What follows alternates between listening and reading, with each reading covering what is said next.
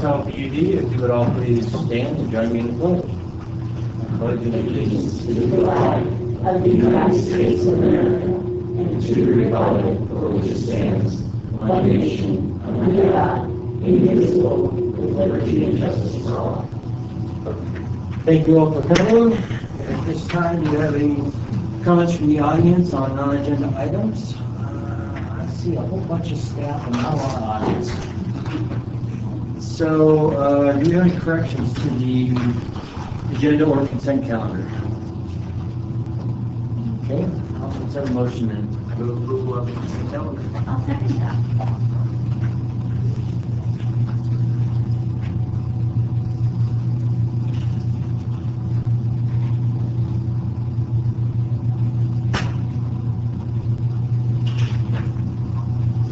Okay, that passes 5-0. We have an award right now. This is the Government Finance Officer Certificate of Achievement of Excellence in Financial Reporting. Paul, do you have representatives who accept this? Or Yes. You. All five Steve here. Got the whole game. Yes. Well, thank you all. You know, every year since I've been on the board, I've given this, or someone has given this award out, and it doesn't get old because I know every year you have to do the work that needs to be done to achieve this. So don't let it get old. Keep doing it. I want to encourage it. But I am pleased to present the Finance Division with a Certificate of Achievement for Excellence in Financial Reporting for the district's comprehensive annual financial report for the fiscal year ending June 30th, 2018. The Certificate of Achievement is the highest form of recognition in the area of governmental accounting and finance reporting for state and local governments, and its attainment represents a significant accomplishment by the district and its management. It is noteworthy to mention that the district has received this award for 24 consecutive years, way longer than I've been here. So congratulations, staff. You guys, we appreciate it, and we appreciate being able to trust that you're doing things right. So that's great. No, all five of these women play a very important role in developing the CAFR. We appreciate them very much. All right. Thank you.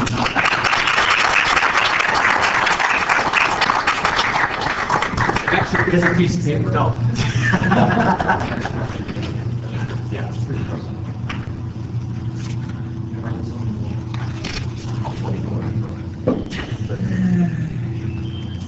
Okay, lunch end. Who's talking March? Is that Chris? Yes, sir. It says Julie. She's off today. She's in Okay. my class. I'm here today to ask the board for a continuance for the emergency on Larch Avenue. We reached out to White Rock, but they were unable to do anything until after Labor Day. So started thinking about other contractors. A lot of people have a lot of things on their plate, which is a good thing. But we did contact Dave Galicia for GD Construction. He's under contract right now with us for our patch paving. And he, as of a couple days ago, believes that he can take care of this as soon as we gather all the information that's needed. So hopefully we can get him started in the next couple weeks. We're still gathering his insurance, bonding. There's an emergency form that's being created, and we still haven't gotten that back yet, but we would like to get the insurance and the bonding and get it going as soon as possible to replace the 100 feet of sewer line. We'd like to try. There's a lot of unknowns about the sewer line, which I'm sure you're aware of. So if we can at least dig down to it and see if there's a bottom to the pipe and there's not a lot of groundwater, we can get in there and replace this section. If there's a lot of groundwater, that may constitute a lot more money involved. We may take a step back and see what we can do to alleviate the extra cost. So we are in the process of continuing to move forward. Excellent. Very good. I know we discussed this at the last meeting, and I think everybody's probably up to speed. Is there any other discussion on it? So, Chris, what was your task on this? The task on this? Yeah, no. I mean, I thought we had you trained. Oh, yeah, okay. All right, I'm a little slow today. I'm here today asking for continuance of the emergency action plan to replace approximately 100 linear feet of sewer pipe on Larch Avenue near Sonora Avenue pursuant to resolution number 3114-19. So moved. Second.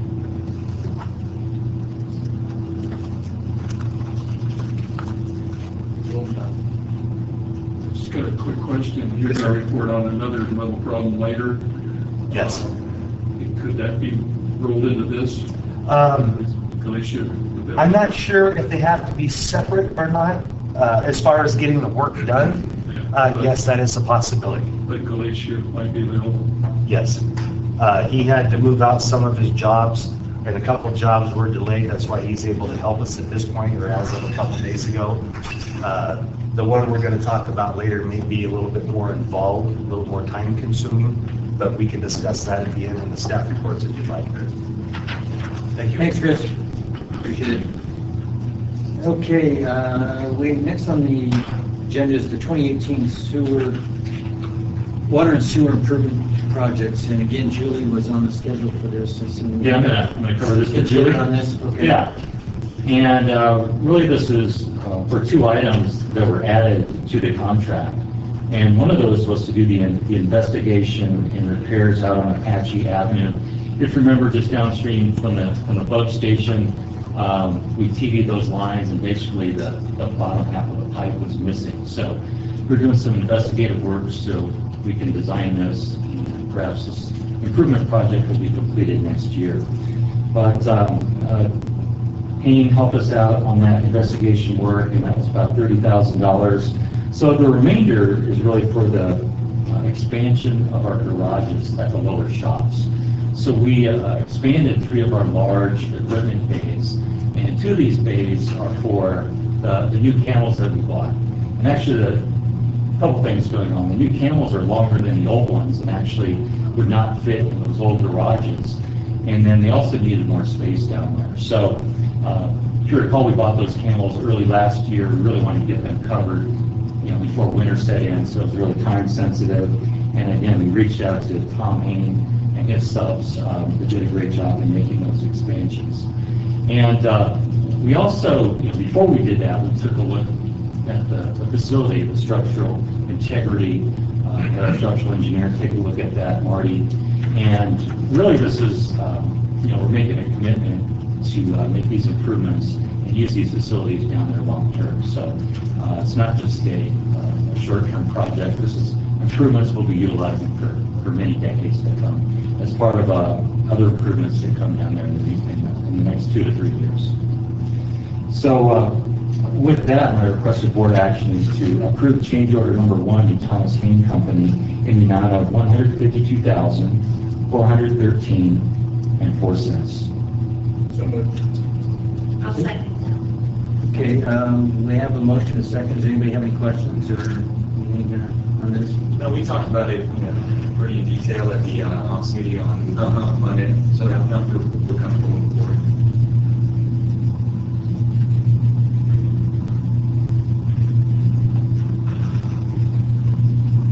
Okay, 5-0. Thanks, everyone. Shelley, are you up on this one? I am. Solar Energy and Economic Development Memorandum of Understanding. Right. Good afternoon, everyone.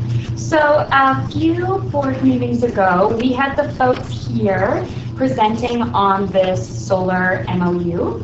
And the direction that I received from the board at that time was to have Gary review the MOU and bring it back to you guys. So here I am, and just a little bit of a reminder of what it is we're talking about.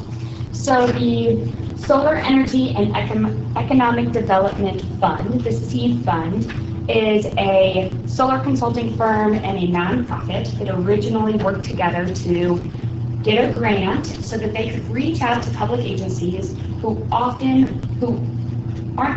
who usually aren't opposed to installing renewable energy projects, but that initial cost of doing the assessment and citing potential locations and putting out the RFP are a hindrance. So they've done this in 2 other regions around the Bay Area with reaching out to public agencies, coming together to form a regional coalition, identifying project areas, and then putting out an RFP to build solar facilities on public agency lands. So what this MOU is committing to is the district joining the current collaboration that's forming in the Tahoe Basin. If you remember from the PowerPoint, there were a few different steps of involvement. One, it was joining on to the MOU. So if you vote yes today, we'll work on providing the seed fund with some more detailed information about a few of our facilities for them to cite, to spec it out to see if they think it's worth putting, including in the RFP. And then the next decision would be, once those projects have been analyzed, do we want to include those projects in a regional RFP?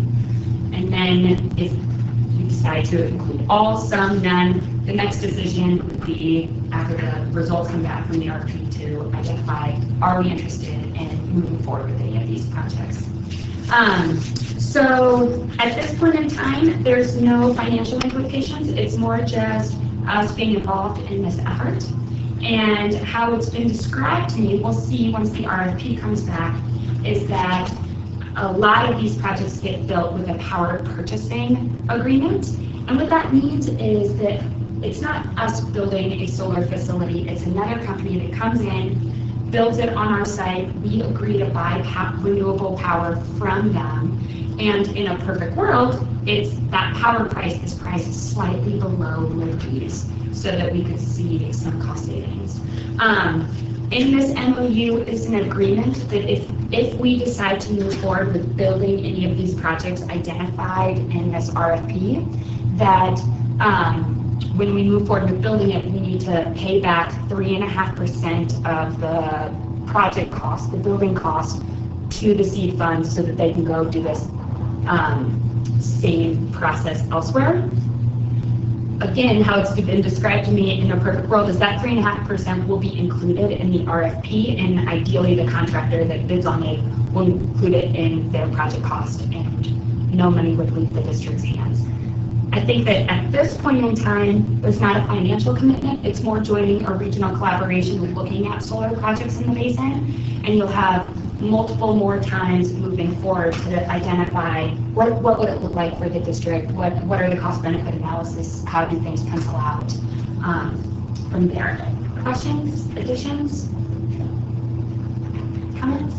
Sounds like a good idea. What other agencies in the area have signed on to this? Yeah, so the lead agency, so the name that the RFP will be going out under for our region is the city. I don't have the list directly in front of me, but I know, Town of Truckee is considering signing on. It's either Tahoe Truckee Sanitation District or TTSD. It's either TTSD or TTSA. Yes. Right, one of them has signed on, the Valley City signed on. They've been working with the school district down here. I don't know if they've officially signed on yet. Am I missing anyone, Nick?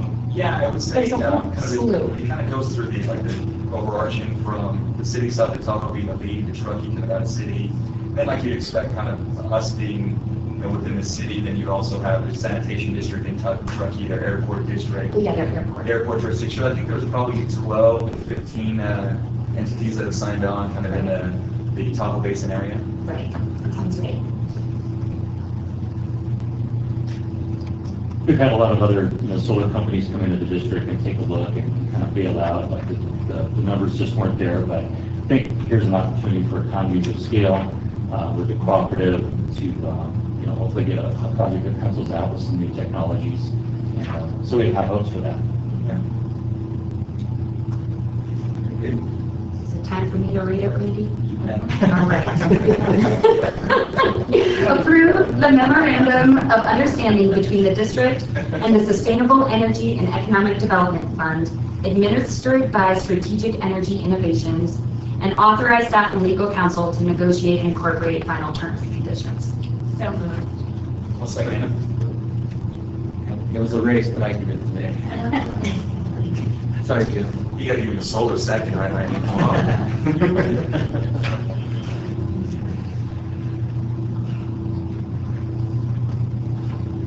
Okay, 5-0. And I actually think I'm not skipping anything if I say approve payment claims.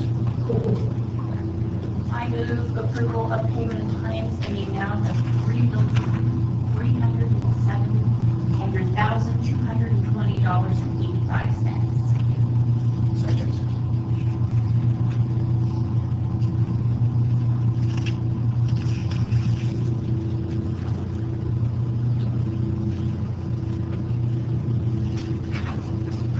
Okay, 5-0. Standing and ad hoc committee reports.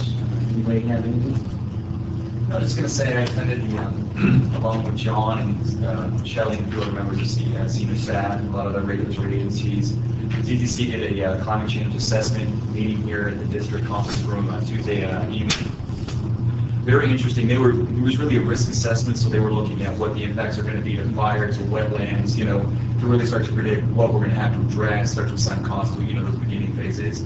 And it was, shocking into what we're going to have, things we're going to be coming up against in the years and decades to come.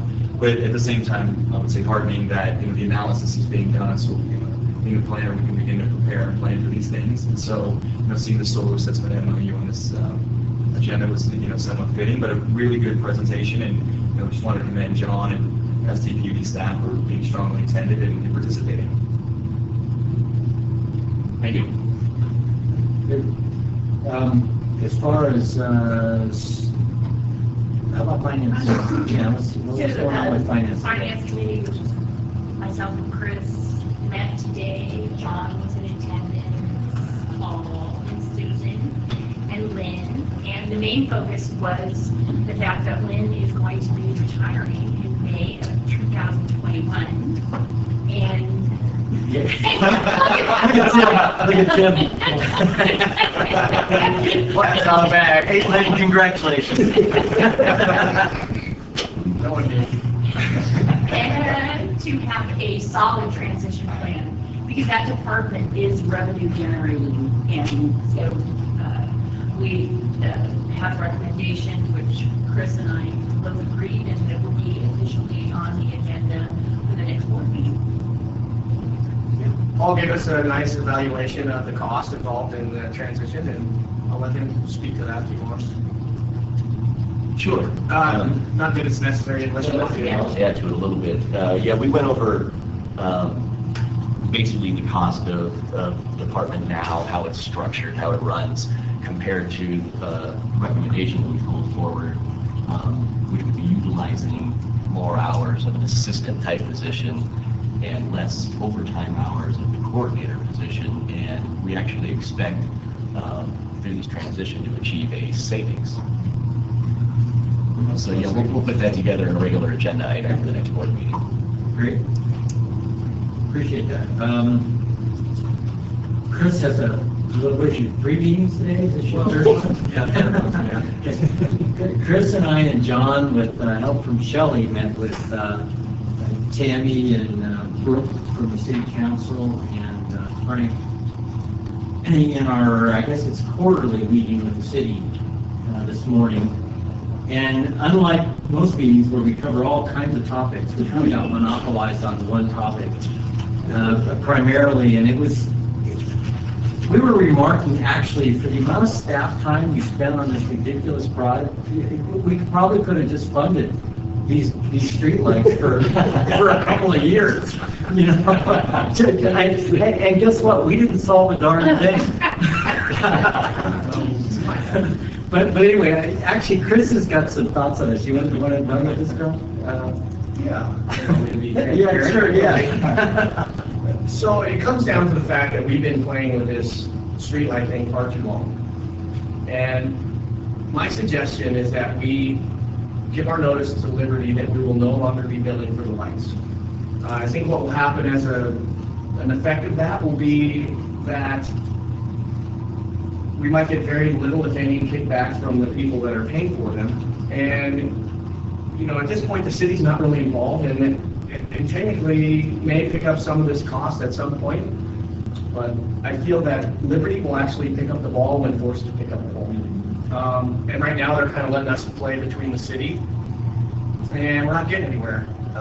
They don't really have the money to pay for this right now, especially at the cost that the Liberty's assessing, and as Jim is well aware, he doesn't want to bill for it anymore, and we're getting a new billing system, and, you know, ultimately, that's my suggestion, is that we just, sooner than later, decide that we are no longer willing to bill for that. Yeah, And keep the city out of the fray if possible. I agree with that, and the city is actually not real anxious to pick this up. They can't pass the costs on.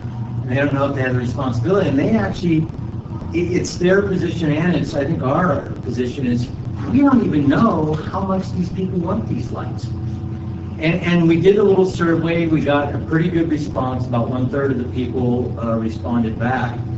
But one of the thoughts, which is probably a good idea, is just let it go back to Liberty, and the ball's in their court. If for some reason Liberty says we're just going to shut the lights off, we will find out who wants them back on, and we will work with them on a case by case with us in the city to get them back on. But I don't think anything's going to happen until we make that move. Anyway, that's my thought on it. Yeah, I'm not even certain that they would actually even shut the lights off, because I don't know if they have the vehicle in place. Or even the desire. I mean, nobody's really... So when you say as soon as possible, will the termination date be September 30th? There's the question. We don't want to wait that long. We'd rather do it when summer hours are still summer hours. And their bills, for what they've used, for the power that's been used? Yeah, they're paying right now, but they don't pay in arrears, they pay for it on street lights, so what we are collecting right now is paid up through the end of September. Okay, so then I think that would be our trigger. Like October 1st would be a proposal. Well, right now, we as a board weren't going to do anything until what, December? I think December was kind of our floating target. Do we need to put something together and put it on the agenda to vote on this for next time? I'll bring it to the board next. And do you have any notice requirements for Liberty? 30 days, I believe. 30 days, yeah. Okay, so. I mean, ideally, I'd like to cut it off in May so that we're near the longest days and it's not on too long, but I kind of agree. You don't want to shut it off and, you know, on Christmas Eve, you know, it'd be the Grinch. But I also don't think we're going to affect any change with what's going on until we do something that forces the issue. So Randy, what were the responses that were achieved in the survey? I mean, when people are... About 50-50. Yeah. Or to look to see what, you know, where those are located in terms of those 4 different lighting districts. So, you know, there's a greater amount in Pioneer Village versus... Tim, prior to bringing that to, we'll talk about it next week at the agenda review, get with Shelley on that, and there's some information we'd like to have at that time to present to the people that are paying the bills, to give them alternatives, and hopefully we'll have that information by then. The fact is, we're not turning off the lights, Jim. We are simply not billing for them any longer. We're not the ones turning it off. Sure. No problem. You know, the city, you know, having challenges paying fees for the lights, you know, they could consider things like special lighting assessment districts, so on and so forth. If the majority of people within a given range, a scheme on what have you, are in favor of keeping the lights. No, there's mechanisms the city can utilize to generate the funds needed for those lights if they so desire without taking it out of the general fund. It's a bit more work, but the mechanisms do exist. So I think two-thirds vote. But then, you know, you rely on the democratic process and, you know, who wins, who gets, who wins. But fundamentally, we're out of the business, back to the city, and then the city can decide what to do with it using these mechanisms or not. They weren't against billing some of the lights, you know, but if we quit billing, then, you know, maybe there's a demand for, say, 10 lights, which they would probably more than likely be willing to subsidize. So that's easy. It's easy. It's not 95, it's just whatever portion of those lights people are demanded that they turn back on, and Liberty may end up finding a way to bill for them too. I think especially for the ski run area, a lot of those folks think they're already paying for those lights Well, because there's kind of two separate deals going on here. Right. So that's what they're saying as well. Yeah, see, we found out that not all lights are created equal. There are sidewalk lights, there are security Yeah. lights, and there are street lights. Yes, there is.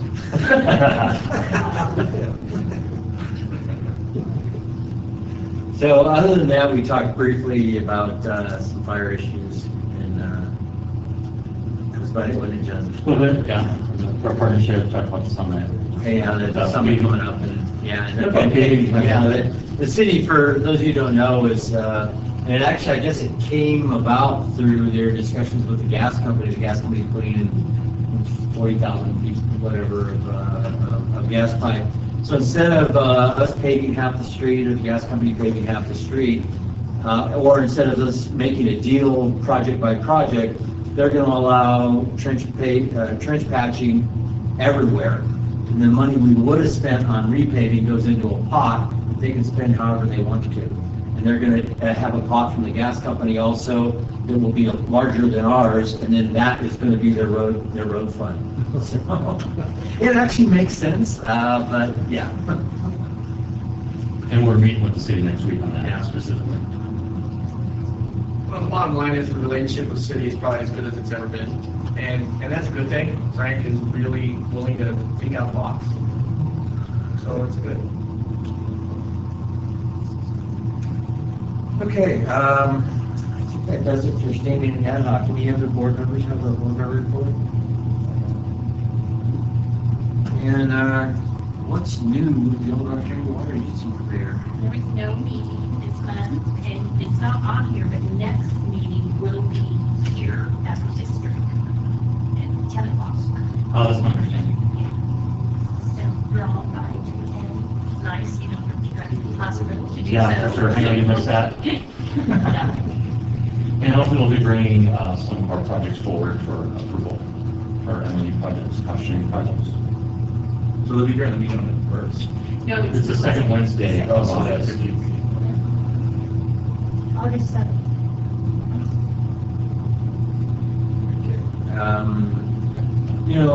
Melanie, why don't you send us out an email a couple of days prior, and do you have to notice that? Well, we have 3 or more women. Why don't you go ahead and notice it, just in case. I mean, I don't think it's, probably won't have 3, but I don't think it hurts anything to notice it, right?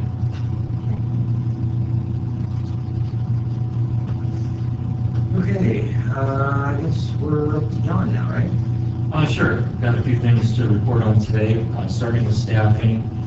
On engineering, we have the asset management analyst position that's open. We have 6 in-house applicants that are participating in our cross-training opportunity for probably the next 3 months, and it'll give us a chance to look at their performance, and they can take a look at asset management, the engineering department, and take a look at fit. And we expect thereafter to hold interviews and make a selection, probably in the October time frame. So looking forward to that, trying to get engineering back to full strength. Moving on to the pumps department, we interviewed 5 candidates last Thursday. We selected Jason Hudak, who is currently working in underground repair water. And Jason currently holds a D3 and T3 certifications already. So very highly qualified. He did similar work at KGID for 11 years prior to joining the district just last year. And we talked a little bit about this at the finance committee meeting about the pumps department. So right now we're just at full strength in terms of staffing. We're expecting a couple retirements between now and the end of the year. 2 highly seasoned individuals between the Greg James and Chris Morata. Between the 2 of them, they will have 90 years of experience at the district alone. So just looking ahead, trying to be more proactive in how we replace retiring workers. We're looking at perhaps bringing someone on early to overlap with one or both of them before they leave. And there's only about 9 people in that department. So, being short 1 or 2 people has a huge impact. So this is something we talked about, and I think I'll bring an item forward at the next board meeting in regards to this specifically. And then finally, underground repair sewer, we had an opening down there. The application period closed July 8th. Received about 30 applications, and we'll be interviewing 5 applicants next Thursday. So that's an update on staffing. And moving on to Tahoe Resource Conservation District, TRCD. So I presented our district information, our district story to the TRCD board and staff last week. And I used to be on the board of directors, actually. Now Shelley's on the board of directors, along with Carl Roboto, who's a local consultant. Mark Goldberg, who works at Lake Valley Fire. Harold Singer is on the board, he's retired from Mahoney. And Jason Burke from the city is on the board. So a really great group. And I'm not sure how much you know about Tahoe RCD, but their motto is we do conservation. So a lot of their work is actually hiring individuals that work under a grant and a contract procured by CTC and the TRPA. And the kind of work they do, for example, they do the building inspections, they do landscaping inspections, BMP inspections, and help homeowners make their properties more fire safe. So that's just a little bit of what they're doing, aquatic invasive species research. So really, a good work to work with. And the district has some experience in working with TRCD over the years. And for example, the integrated regional water master plans, water conservation, water-wise landscaping programs, and now the California Tahoe Alliance. That's our combined regional, our state lobbying and advocacy efforts. So working with TRCD on that. Next I have TRPA, the Advisory Planning Commission. Last time I reported that I did a presentation to the full board. So the APC is really kind of a technical advisory group. They review projects and bring their recommendations to the full board. So historically, some of the district's more complex projects have gone to the APC first, then they go to the full board.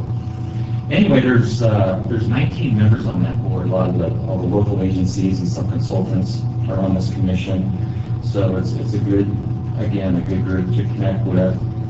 And again, I would say, they're surprised, impressed with the scope and scale of our operations, especially in Alpine County. And they wanted to thank us really for what we do for the environment, for the community. So I definitely wanted to pass that on. They asked me to pass that on. And they really acknowledge the amplified risk that we face at the district, being at Lake Tahoe and really having this just highest level of reliability and redundancy that's necessary and has a very high cost. So I think they really got that, and they appreciate that. Finally, just real briefly, the Tahoe Interagency Executive Steering Committee, the TIE Steering Committee. So I attended this meeting last week. It's typically in conflict with our own board meeting. So because of the 4th of July, the Labor's Week, I was able to attend that. And but we always send representatives to plug into that group. Again, it's kind of the who's who in the basin, and just to stay connected with them. A large collaboration of area agencies. It's really organized by TRPA, and the Lake Tahoe Restoration Act and the EIP program are really the major focus items of this group. So really, in summary, we're just going around town, building stronger relationships and looking for opportunities for collaboration and cooperation.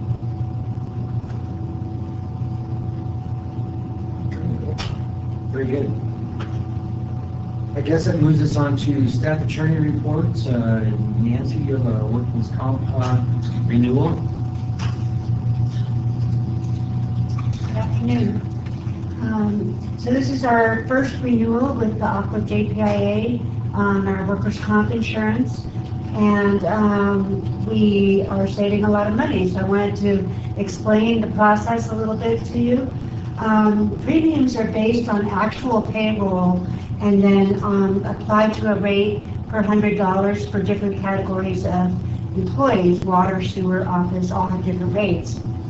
Another factor in the calculation is something called the XMOD, Experience Modification Factor.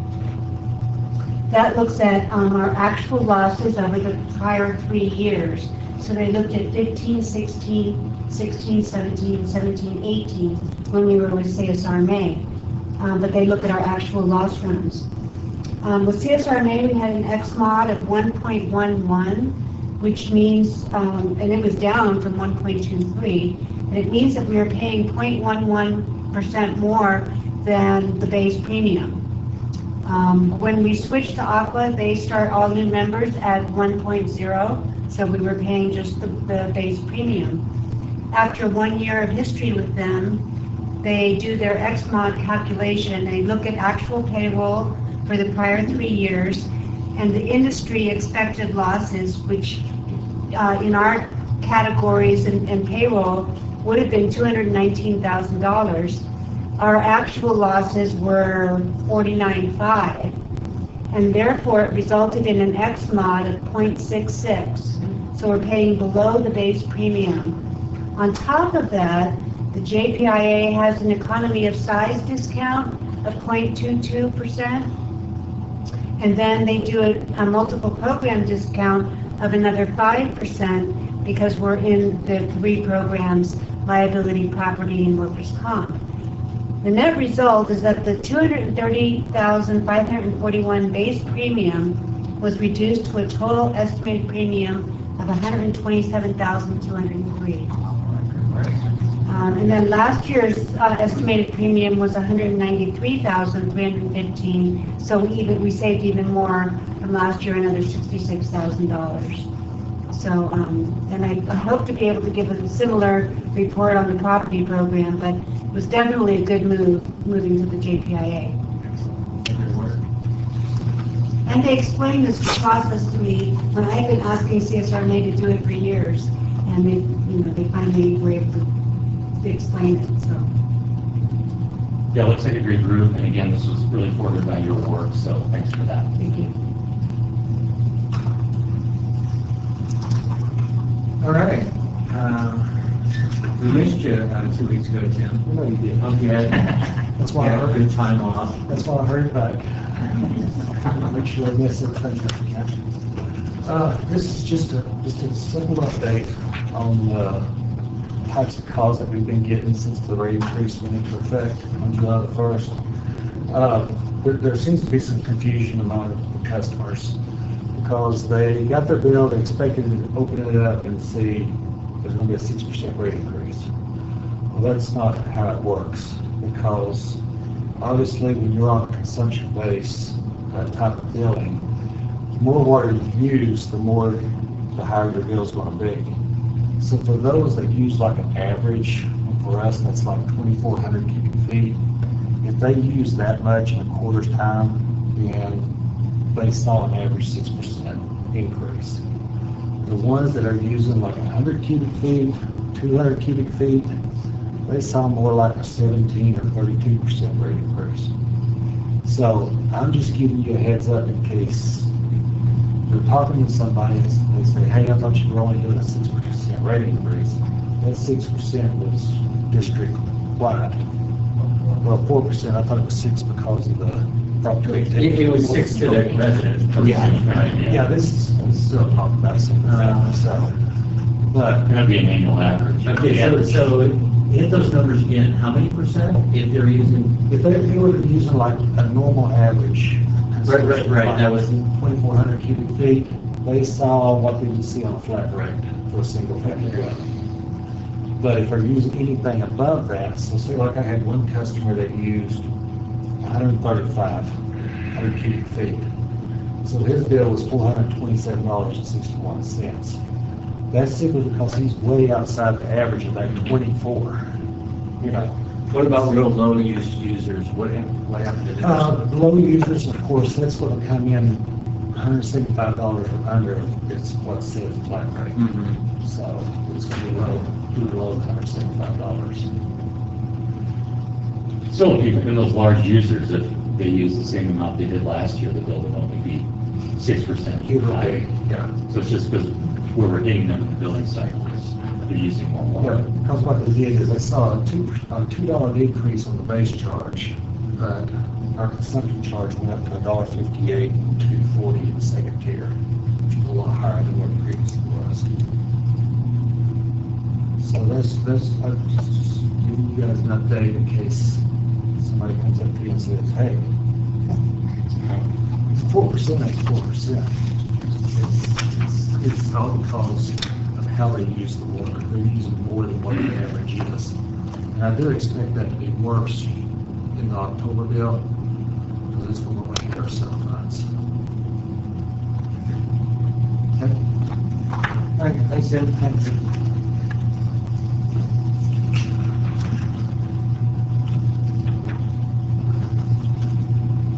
All right, a few more updates of things that are going on. The invites for the Lake Tahoe Summit, the 23rd Annual Lake Tahoe Summit, just went out this week. So the date was set. It's going to be Tuesday, August 20th at Valhalla. Senator Dianne Feinstein is putting on the summit this year, and the keynote is going to be given by Governor Newsom. You check in at 9, and the whole ordeal starts at 10. So it's more an invitation to our board. If you would like to, check your calendars, see what you're doing August 20th that morning, and if you would like to attend, how do we want to do it, Melanie? Let Melanie know, and she can RSVP as a district together. What date do you want us to let you know by? What is the date of the event? The date of the event's August 20th. I know last year we kind of waited till last minute to RSVP, and they closed the RSVP down, even though they didn't tell us that date. So I would Let me know by August 14th. Wednesday? Cool. You're gonna know? Okay. I won't be able to make it up yet.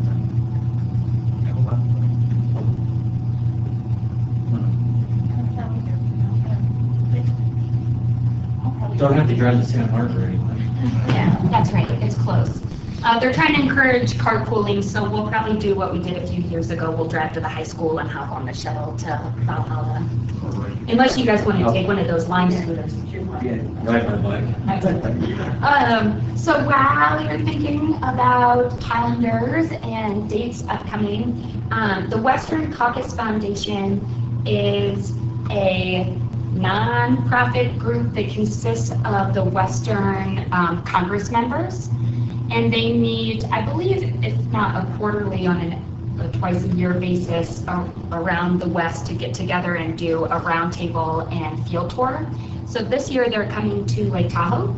They'll be here August 13th through 15th. And it's a great opportunity for us to get in. For us, it'll be, McClintock, Amadee, and Amalfa will be kind of our regional folks, but it's a great opportunity for us to get in front of them and talk about some of the issues that we at the district are facing. So I want to throw out a few dates as well for you guys, and then you can look on your calendar and figure out who might be interested in going to what. On Wednesday, August 14th, they're having an on-water reception at Zephyr Cove. I assume it's going to be aboard the MS-60. So a great opportunity. They don't have the exact time set, but after work on the 14th. That Thursday, August 15th, that's our normally scheduled board meeting. We've decided to move our board meeting to the morning, and that afternoon at 2 o'clock, they're going to be hosting a roundtable here in our boardroom that is open to members of the public. So that's another opportunity to sit in and attend. I know that we'll have staff for sure attending all of these events as well. We'll do a little presentation of that. Right. Right. And then that evening, Thursday, August 15th, they're doing a Lakeview reception. My guess is it's going to be in South Lake because they're going to be here all afternoon and they're staying at the Marriott. But that's another great opportunity because that evening their featured speaker is Undersecretary Jim Hubbard of USDA. So he's really important to get in front of because the Forest Service is under USDA, so a great opportunity to talk about a fire partnership. So there's kind of three opportunities for, two are a bit more schmoozy opportunities, one's more a learning opportunity at the roundtable. We've talked about preparing talking points and visuals so you guys know who our key players are that we should be talking to at different events, and staff will be attending these as well. So Randy, I don't know how you want to handle it with scheduling who might be interested in attending what. We do need to RSVP to that sooner than later, just so we claim a spot on a boat in the restaurant in the room. I think we're thinking at a minimum, like 2 board members and 2 staff, kind of very moving out, we need to limit to that, but maybe see who's available, see who wants to go, and nominate. I'm going to say, why don't we do this? If you guys want to go to any of those, why don't you contact Melanie? I will coordinate with you, Melanie. If you don't get enough, then I'll figure out how we can cover those spots John was covered. You want to send that schedule? Yeah, I'll send out that schedule after the board meeting today, so you guys have it in front of you. And the schedule, it shows all the things they're doing while they're here. I'll highlight the 3 areas we're looking for board involvement, and then John, myself, Shannon will be, powwowing with you, so you're not. So Christine and David French will be here. Correct. They've been instrumental in putting together the program back in Washington, so and it'll be a chance for us to talk to them too. Right, they're planning on coming out for those 3 days, and we'll likely be making a presentation at the boardroom, for the board meeting that Thursday morning as well. All right, moving on. Drum roll, you guys. I would like to welcome you to the 21st century. We launched our Facebook page this week. We've been posting all week long, including a lovely picture of our finance staff receiving their award. So, if you want your fix of social media and hearing about what we're doing, check it out. And lastly, just a heads up, California Tahoe Conservancy received a grant a few years ago through SNPLMA, Sierra Nevada Land Management Act. Trying to check all my acronyms. And it was to do hazard fuel reduction around South Lake, and the 100 acres surrounding our treatment plant were identified. So I'm really excited. That project is moving forward this summer. We just sent out letters last week to the neighbors on Chinkapin and Hank Monk, just in this neighborhood right behind us, since they abut our property, alerting them that if they see people walking around in vests, spray painting trees, that we're doing this project this summer. It will be identifying the project area, coming up with a veg management plan, IDing trees to come down. Ideally this fall, we'll be putting out a bid request, and then the fuels treatment will be done next summer. And the SNPLMA grant allows funds $3,200 per acre in treatment. So we know that in our uplands area where it's dry, kind of by Al Tahoe and Pioneer Trail, it will cost less than that. And right around the creek, and it's more densely populated, you need more trees, you need hand crews in that SEZ zone, so it'll cost a little bit more. So we're hoping that it will come out to cost the district $0 to treat 100 acres of fields around our property. So just a heads up, if you talk to neighbors in that neighborhood, that's what's going on. I think that's it. Am I missing anything, John? Yes, that's all. We did the sugar plains last year, planting those. Can we do some more? Maybe cedars or redwoods, or get some diversity. Yeah, well, the 6th graders came out and planted back there as a part of Wonders of Water Week. They went to multiple stations, as you know, you were there, Jim. So we're looking to do that program again next fall, and we'll see what the Sugar Pine Foundation applies for the grants to purchase trees to help, and orchestrates all the planting, brings the shovels, and teaches the kids how.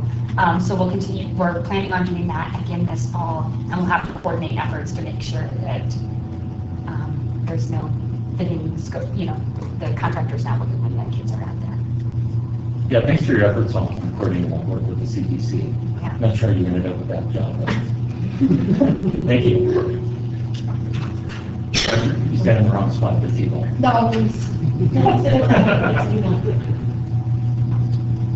Okay, there's one more report. Something just came to our attention, to Evo and I, He was gonna report and then Chris. He was gonna report. But go ahead. No, go ahead and do yours. Arm wrestle.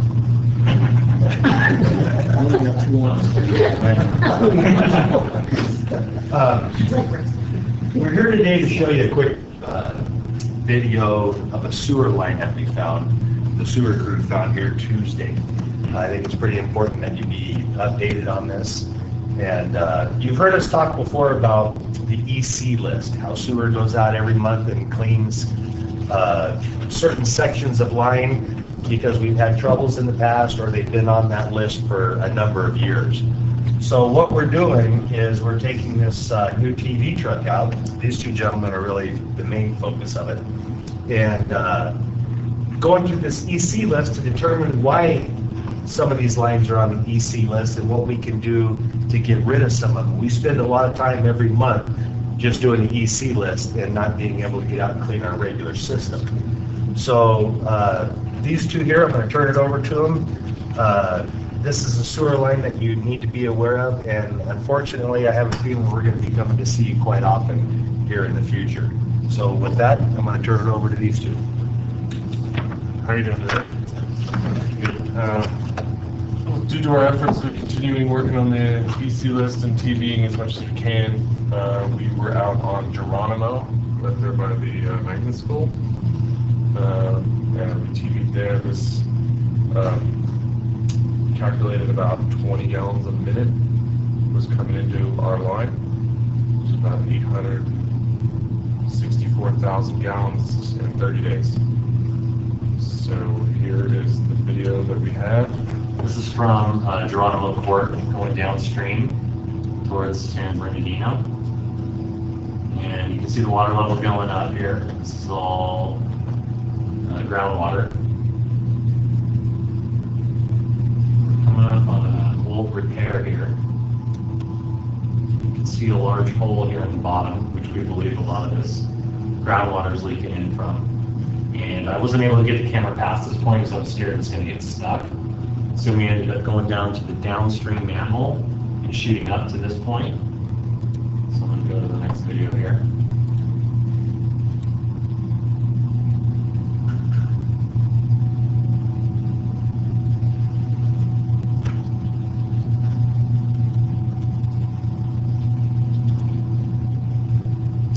Okay, this is shooting upstream now. You can see the footage down in the lower left-hand corner. See down here, so we're only barely 2 feet in. Water level's going up, so we're pretty sure there's a sag going on in this line. We've got a hole going right here, bottom. It's going to be leaking more groundwater into the line. You can see the camera's going underwater. We have another hole here, and we're only 4 or 5 feet in. This is the same video. Stop there. You see the checkerboard there, that's an old repair. Evidently, I believe it was in 2006 or 2009. Pardon? 13.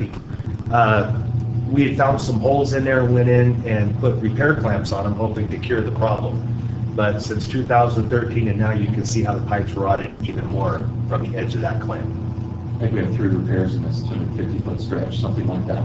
Correct? Yes.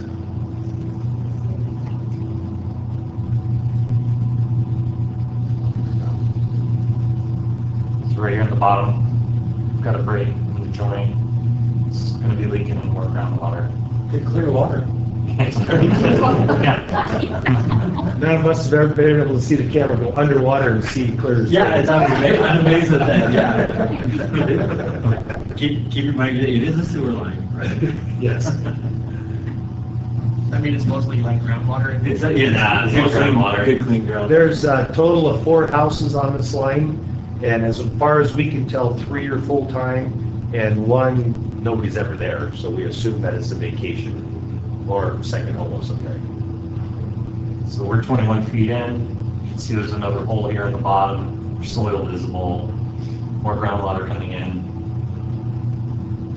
Water level's going up, so the pipe's sagging. I mean, we're pretty much underwater here. See it on the bottom? Yeah, that's all coming in from the holes.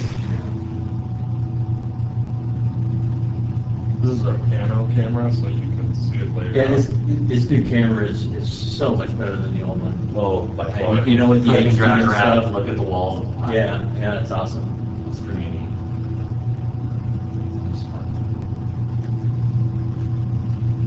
That.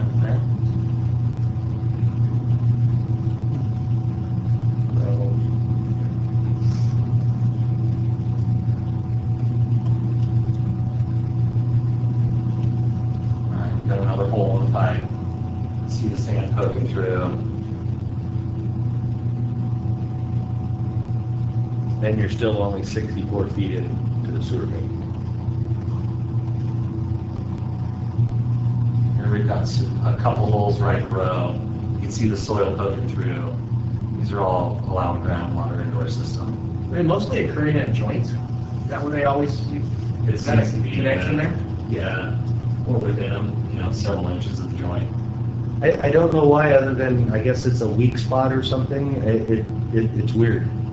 But yeah, that's where we see a lot of the break, or the corrosion.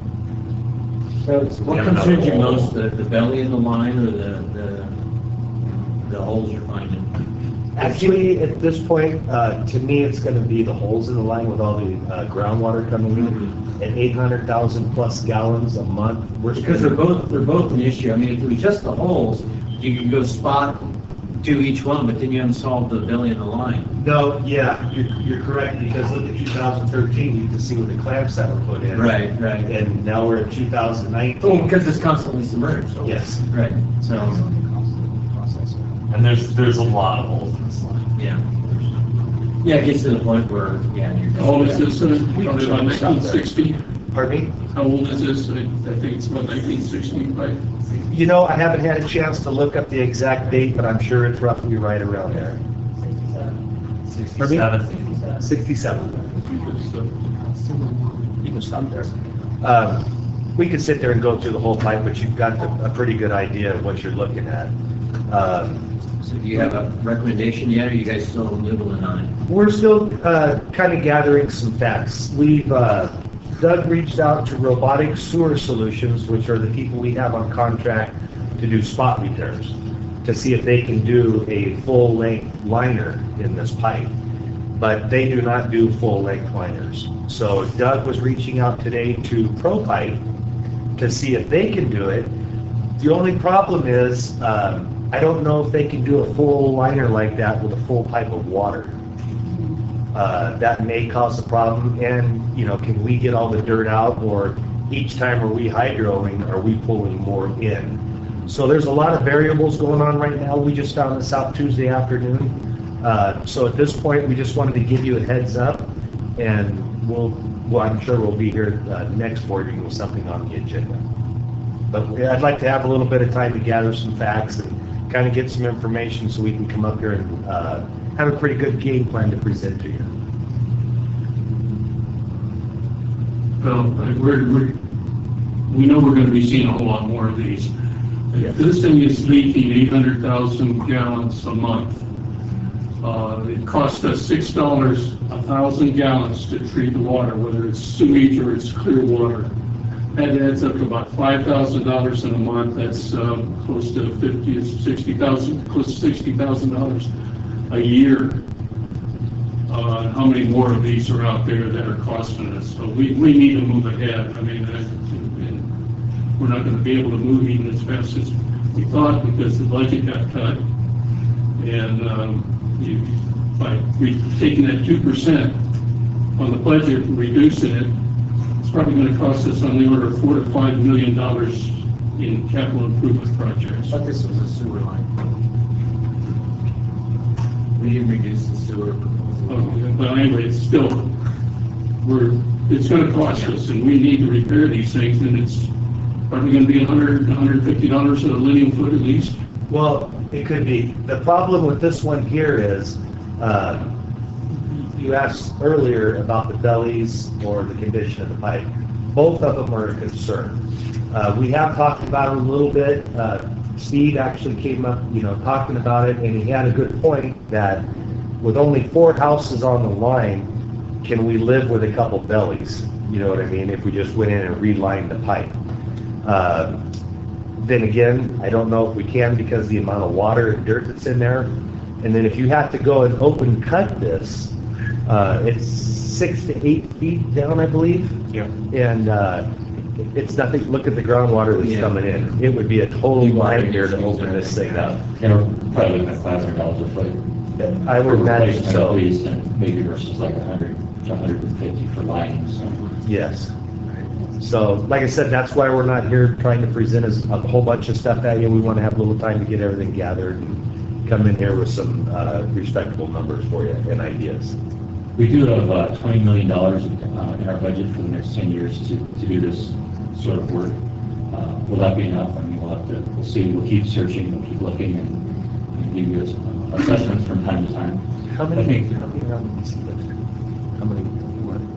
pipes? I believe 10 to, Brent, maybe correct me, I don't know what the number is, at 12 or 15% of our system is estimated to have bellies in the line based on about 10%. So Pretty big number. So we can't say, hopefully, we don't have to replace all bellies, but high priority ones we're to take a look at.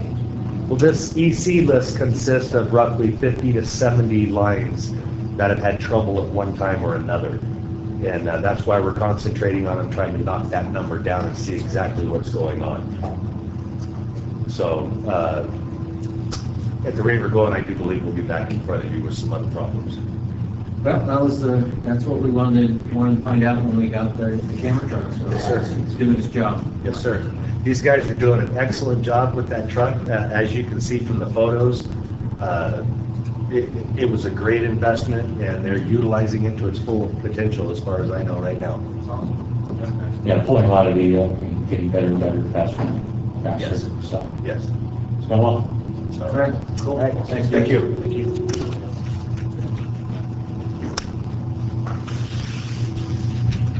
Okay, Evo.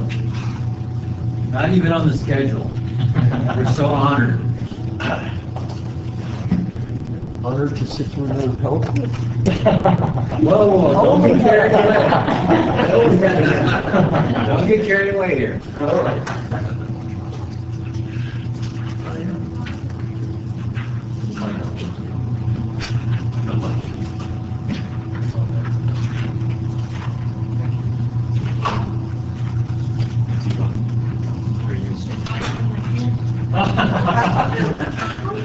Joyce wants to know.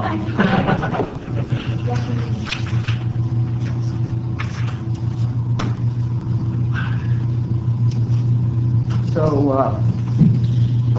yesterday afternoon, we received a letter, we received an email from the Department of Water Resources, and they made a final determination. We submitted our groundwater management plan as an alternative GSP. It was at the end of 2016. It was in December of 2016, and we've been waiting for a little over 2.5 years to get this, to get a determination back, and the determination was favorable. As you can see, it was approved. So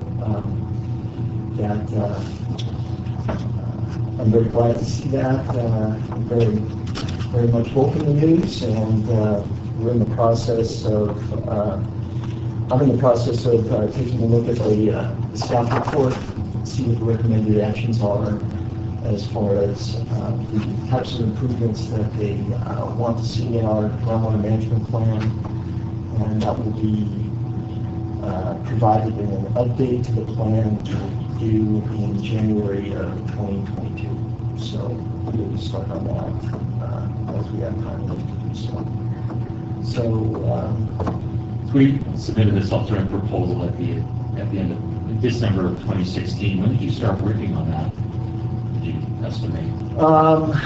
Well, I mean, I think you could probably go back all the way to probably when we were developing the update to the groundwater management plan in 2014, because we were developing that plan at the same time that the regulations were being developed. So we were trying to incorporate what we thought would be in the regulations into the groundwater management plan, and I think that all paid off. And again, with the help of District Council, BHFS, Kennedy James Consultants, GRI. I think we were all able to put together a quality product, and obviously it was, now we got the confirmation of that. So very happy, and that is done, and I think it does save the district quite a bit of additional time and resources that a lot of other agencies are doing right now to satisfy their requirements for groundwater sustainability plans for basins. I think it keeps the management and control of our groundwater basin, locally with our group versus, going to Sacramento for whatever could happen there, so. And also it allows us to continue managing the basin under our existing plan. So that's. I think it's also an acknowledgement from the state that you guys are doing a good job. Yeah. Yeah. I think that's recognized, so. Yeah, great accomplishment, really. We've been waiting for this long time. Just a couple of different comments. Eagle's management foresight to do the update to the groundwater management plan 2014, culminated in 2014, was really important to get accomplishing this because as of 2014, the district and others were no longer able to update the groundwater management plan because track was to start looking at for under SAGMA and GSP. So having that update was really critical to accomplishing this. And then, the work that Eagle orchestrated with everybody to develop these alternatives and put them together, and we sequenced them so they only we said, if you're going to accept the GWMP alternative, you don't have to look at the ABC alternative. And that's what they ended up doing. They never looked at the other one. In fact, I don't know if you've sent it in yet, the district will be drawing the ABC one for consideration now. So that was done this afternoon. Yeah, so it's no longer needed.